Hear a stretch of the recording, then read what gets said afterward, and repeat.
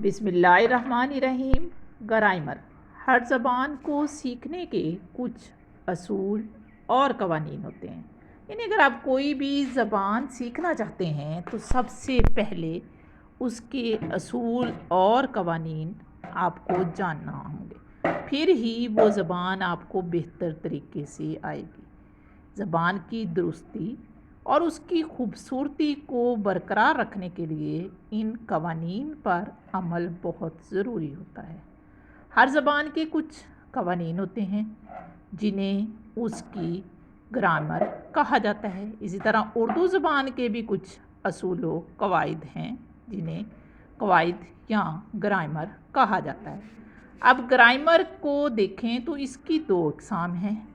پہلی قسم ہے حصہ صرف اور دوسری ہے نحو صرف۔ صرف قواعد کا وہ حصہ ہے جس میں جملوں اور مرکبات کی بجائے فقط الفاظ کے بارے میں بحث کی جاتی ہے، ان کی ساخت، بناوٹ اور معانی کی وضاحت کی جاتی ہے۔ صرف الفاظ کو موضوع بحث بنایا جاتا ہے۔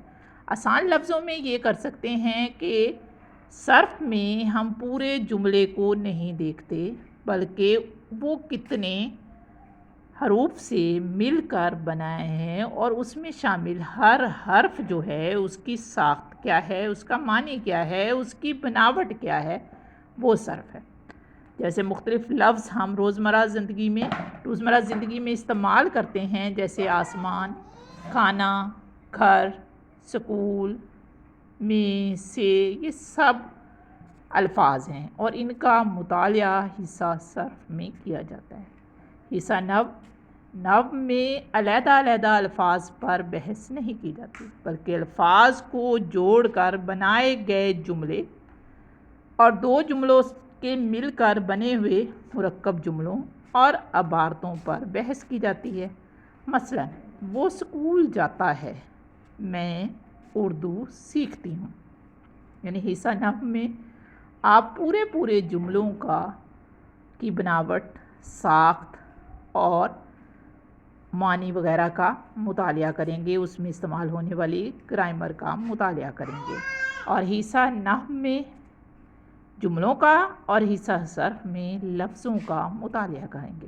اور ایک دفعہ پھر دہرا دوں کہ قواعد یا گرامر سے مراد کسی بھی زبان کے اصول و قواعد ہیں جن کی مدد سے ہم کوئی زبان سیکھتے ہیں۔